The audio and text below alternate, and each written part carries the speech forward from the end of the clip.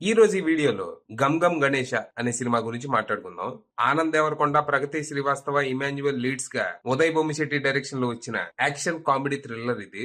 మరి ఈ cinema story ఏంటి, అది చూశాక నాకేమనిపించింది అనేది ఇప్పుడు తెలుసుకుందాం పదండి. ముందుగా ఈ సినిమా స్టోరీ ఏంటంటే, ఈ సినిమాలో మన హీరో గణేష్ ఒక చిల్లర దొంగ అనమాట. కిరాణా షాపుల్లో పప్పు, ఉప్పు, చపాతీ పిండి, దోశ పిండి లాంటివన్నీ దొంగతనాలు చేసి దాబాలకో, రోడ్ సైడ్ హోటళ్లకో అమ్మేసి సొమ్ము చేసుకుంటూ ఉంటాడు.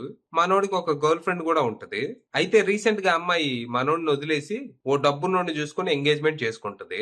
దాంతో కుంగిపోయిన మనోడు, ఒసేయ్ గబ్బుదాన, నిన్నటిదాకా ప్రేమ వంకాయ నాతో తిరిగి ఈ రోజు డబ్బున్నోడు రాగానే నన్ను వదిలేస్తావా? కాసుకో, వాడు నీ మెడలో తాలి కట్టే లోపు నేను కోట్లు సంపాదిస్తా, బెంజ్ కారులో నీ మండపానికి వచ్చి తొడగొడతా అని ఛాలెంజ్ చేస్తాడు. దానికి ఆ అమ్మాయి ఆ ఏడు బయలుదేరంటది. ఇక అప్పటిదాకా కిరాణా సామాన్లు దొంగతనం చేసిన మనోడు ఈసారి ఒక భారీ రాబరీ ప్లాన్ చేస్తాడు. ఓ జ్యువెలరీ షాప్ లో ఉన్న 7 కోట్ల విలువైన డైమండ్ ని స్కెచ్ చేసి లేపేస్తాడు.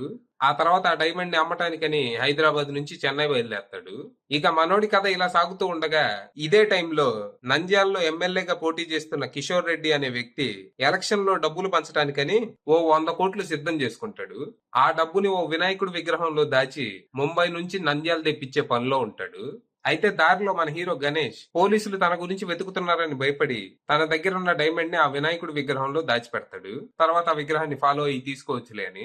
కానీ మన హీరోకి ఆ కిషోర్ రెడ్డికి షాక్ ఇస్తూ దారిలో ఆ విగ్రహం మాయమైంది. మరి ఆ విగ్రహం ఎటుపోయింది, ఎవరు తీసుకెళ్లారు, దారిలో ఏం జరిగింది, ఇంతకీ మన హీరోకి తన డైమండ్ తిరిగి దొరికిందా, కిషోర్ రెడ్డికి తన 100 కోట్లు దక్కాయా, చివరికి ఏం జరిగింది, ఈ కథ ఎటుపోయింది అనేది మీరు సినిమా చూసి తెలుసుకోవాలి.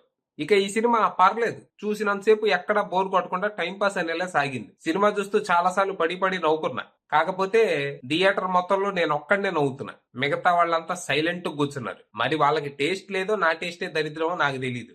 ఈ సినిమా భయం, అత్యాస, కుట్ర అనే 3 అంశాల చుట్టూ తిరుగుతుంది. ఒకడికేమో నాది అనుకున్నది తనకి దక్కదేమోనని భయం, ఇంకొకడికి పక్కోడి దొబ్బేయాలని అత్యాస, మరొకడు తనది అనుకున్నది దక్కించుకోవడానికి ఎన్ని కుట్రలైనా చేస్తాడు. ఇలాంటి ఈ ముగ్గురు ఒకే వస్తువు కోసం తన్నుకు సస్తే జరిగే విధ్వంసమే ఈ సినిమా. దానికి కొంచెం కామెడీ, కన్ఫ్యూజన్ యాడ్ చేసి మనకు అందించారు.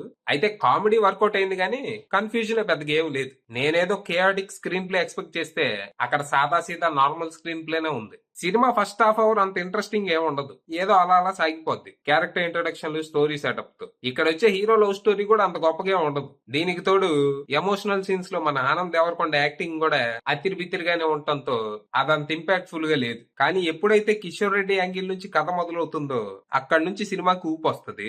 ఇక మన హీరో కథ, కిషోర్ రెడ్డి కథ కలిశాక అక్కడి నుంచి ఇంటర్వెల్ వరకు సినిమా చకచకా సాగిపోతూ ఇంట్రెస్టింగ్ గా ఉంటది. ఇక ఇంటర్వెల్ ట్విస్ట్ ఎక్స్పెక్టెడ్ అయినా ఓకే. ఇక సెకండ్ హాఫ్ విషయానికి వస్తే ఇక్కడ చాలా ల్యాక్ సీన్స్ ఉంటాయి. అనవసరపు సన్నివేశాలతో పాటు ప్రతి పావు గంట 20 నిమిషాలకు ఒక క్యారెక్టర్ ని ఇంట్రడ్యూస్ చేస్తా ఉంటారు. ఈ ఇంట్రడక్షన్ క్లైమాక్స్ వరకు ఆపరు, ఎవడో పనికి మనలో ఇంట్రడ్యూస్ చేస్తానే ఉంటారు. ఇదంతా పేపర్ మీద బానే ఉండి ఉంటది కానీ స్క్రీన్ మీదకి వచ్చేసరికి అంత ఇంపాక్ట్ఫుల్ గా లేదు. దీనికి తోడు మళ్ళీ సెకండ్ హాఫ్ లో హీరోకి ఇంకో లవ్ స్టోరీ పెడతారు, అది కూడా చిరాకు తెప్పిస్తుంది. కానీ ఇక్కడ వెన్నెల కిషోర్ తన కామెడీ టైమింగ్ తో చాలా వరకు సినిమాలు అయితే నిలబెట్టే ప్రయత్నం చేశాడు. ఇక క్లైమాక్స్ కొంచెం స్వామిరారాన్ని గుర్తు చేస్తుంది.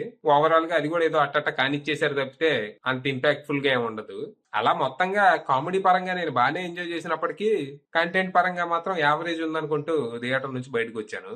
ఇక సినిమాలో పర్ఫార్మెన్స్ విషయానికి వస్తే ఆనంద్ దేవరకొండ కామెడీ సీన్స్ వరకు పర్లేదు కానీ ఎమోషనల్ సీన్స్ లో మాత్రం ఇంకా బాగా డెవలప్ అవ్వాలి. ఇక హీరోయిన్లు ప్రగతి శ్రీవాస్తవ, నయన్ సారిక ఉన్నంతలో ఓకే, పెద్ద రోల్స్ ఏం కాదు. ఇక జబర్దస్త్ ఇమాన్యువల్ బాగా చేశాడు, సినిమా అంతా పంచులేస్తూ ఎంటర్టైన్ చేశాడు. ఇక సినిమాలో మిగిలిన క్యాస్ట్ అంతా ఎవరి క్యారెక్టర్ తగ్గట్టు వాళ్ళు బాగానే చేశారు. ఇక మ్యూజిక్ విషయానికి వస్తే చైతన్ భరద్వాజ్ అందించిన పాటలు, బీజిఎం పర్లేదు. ఇక సినిమాటోగ్రఫీ, ప్రొడక్షన్ వాల్యూస్ కూడా ఓకే. ఇక రైటర్ డైరెక్టర్ ఉదయ్ బొమ్మిశెట్టి విషయానికి వస్తే ఆయన పనితనం జస్ట్ ఓకే. అంటే ఆయన రాసుకున్న కథ బానే ఉంది కానీ ఎగ్జిక్యూషన్ అంత బలంగా లేదు. ఫైనల్ గా చెప్పేది ఏంటంటే ఇది అందరికీ నచ్చే సినిమా కాదు. ఒకసారి సినిమా ట్రైలర్ చూసి దాన్ని బట్టి వెళ్లాలో లేదో మీరే డిసైడ్ చేసుకోండి. అది విషయం.